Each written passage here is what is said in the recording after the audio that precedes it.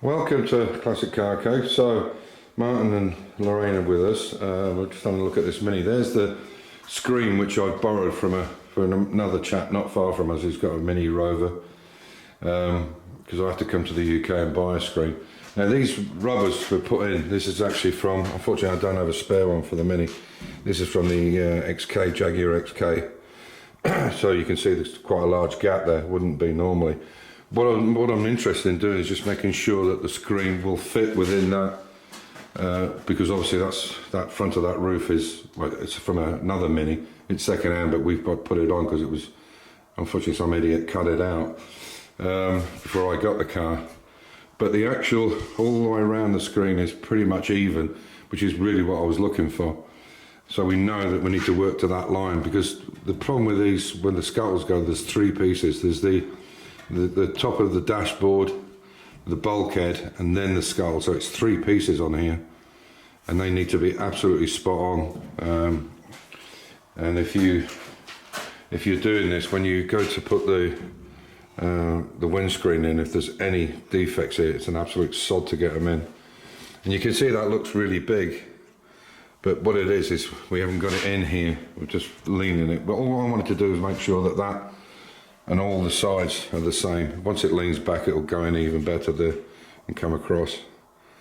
So that's good. So we know, at least we know the screen will go in, and we can fettle the scuttle now and see how that goes on. See, Martin's got hold of the screen. We found one. We actually found this back one first. And then realised it was the wrong side, so because obviously it's much bigger in the front. But you can see what we've done is just put some self-tappers into the scuttle there, and it seems to be lined up pretty good. What we can do is we can make this up now, make up this distance, and I can lead load and make that, unless I can find a piece off the older one and fit it in.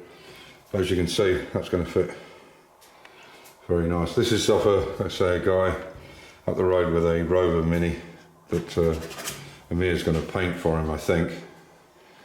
Yeah, so it looks good. It's a little bit more sculpting to do, but we know that it's pretty much there. It's in the right place. And when we put the bonnet on, the scuttle line's good to the bonnet and it's good to the front. So we'll put the glass away now for a while, and we'll leave that rubber in. I think. Leave that rubber in. It can keep shape. It'll keep it shape right. I know it's going to be. And we brought the heater down, and it's gorgeous. Not quite tropical, but nearly. Not far off. Okay, so you can see now what we've done is we've put self-tappers in here all the way along the wing. But what we found is the wings were put on without the subframe in, and it's not the right way to do it, but I mean, we wanted to just try and get it lined up. But you've got to put the subframe in, because otherwise it's all hanging in here. There's no reference points to go to. And what's happened is these were catching on the back. You can see I've actually cut it, so I've got to recut it and get it in better shape on the back there. And same on this side here, you can see it's hitting the scuttle when I push it in. You see that?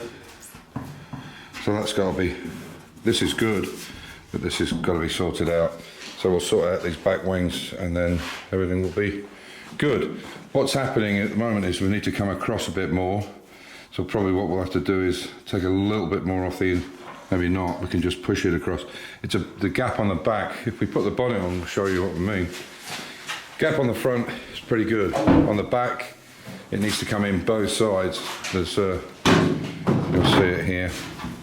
The scuttle line is very good. There's no problem with the scuttle at all. That's really good. But the gap here is too large. And you can see here, again, it's too large. It might look alright on camera, but it's not. On the eye, it's horrible. So you can definitely see there it's too large. So they need to come in, so I have to work on the back of them. With Martin being here, he's all togged up at the moment because we're going out for dinner at, what is it? Monte Frosco, our Italian. So, because we know it's all spaced out right, we've checked it, the wings are going on better. But the idea is with two of us, I can get it all together, mark all the points that need addressing, i.e., like I said here on the front, and also here, this is not correct here, this needs resorting out, and just get everything kind of squared up. The the A-frames and so on and so forth. But that scuttle's in, you can see the rubber is there. This has been cut a little bit short, but it's not a problem. I can either find a piece to go into it, or I can build it. I can build it in metal, weld it in, sculpt it, and then lead load it, and you'll never see it. But as you can see, that front windscreen rubber goes in, no problems at all, and there's no slack in it. But if you are doing this, if you are doing this kind of work with a skull, always try. I know it's a pain to put it in. You don't have to put the security strip in, but at least put the windscreen in, because what will happen is this will bulge out like this on top and bottom until you push it forward, and then once you put that security screen in, it'll all go flat again. But you know, if you've got any issues with this, if you've done a skull and it's sticking up, you really will have a lot of problems getting that windscreen in, and this is the quickest way to crack it if it's wrong. And only use plastic spatulas or plastic, don't use anything metal or anything, and you'll cut the rubber, or plastic only. So yeah, we'll get that done. These are much better now in line, as you can see there. The gap is there, but that's because it was cut short. And again, here you can see, if I push this back, you can see it's pretty much in line there. So there we are. So quite a bit to do. So what I have to do now is go around with a marker, mark it all up. One of the other jobs, sorry, you couldn't just pop that again, that hood, could you? We'll stand it on its side. So yeah, we're going off with the, so the other thing we did there is, you can see we put a couple of self tappers in here, and the same on this side here. And that was to bring the pieces in on the side, so we know it's all square correctly. And this all sits nice now. Again, that's just a bit of an edge there where we need to sort that out. And yeah, definitely getting there. It was fitted better and better, but I mean, here for instance, a perfect example. You can see there, that's a very nice gap round there, and this fits very nicely together. It's a tiny bit out on that arch, you can see, but not much. On this side, totally different story. You can see here that it's nice there, but look at the gap here. So what I'm going to have to do is cut this back. We'll reline this so it's at the same shape and put a piece into it. I know it's going to have arches on it, but it still needs to be done right. Even though most people would just put a cut arch over it and it would cover it, but that looks shit. I'm certainly not putting up with that. So we'll do it. And that's the whole point of this exercise, is to dry fit it, make sure it's all right, and it all fits together in one shot. So then when you go to weld it, you're not pissing around, trying to cut, grind things, whatever. It all fits together like it should do. And then you end up with a nice panel gap. But down the sides, it's fine. The A-frame's going fine. I've got a special clamping tool for this. Unfortunately, one of the studs has gone, which we'll fix up, but the actual shape of the doors and the finish on the doors are spot on. So, and yeah, so we're getting there, definitely. Slowly but surely we're getting there. And once the headlight's in, again, you won't see a lot of that stuff, but it needs to be right. If things are sticking out like a sore thumb, you need to fix them, and you know, just leaving them, asking for trouble, especially if the gaps are shit, they'll just get corroded to hell very quickly. Anyway, so there we are. So, as usual, to finish up, I've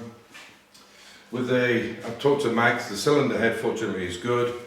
There was a little bit of debris in the valve seats which need cleaning up. We put new valve seals on it, but obviously all the valve guides, everything was pretty much brand new. So there's no damage, no cracks, which is something very important. But we're going to do an overhaul on it anyway. So I've got to order a few bits and pieces up, and we're on our way out to dinner. Yeah. With our wives, our respective wives. So I'll give you an update. So what we've got now is we've got the pistons. We've got basically all the stuff in the engine, which is in Blackpool in Martin's house. he's kindly got it. I got everything sent there, so I can pick it up in March.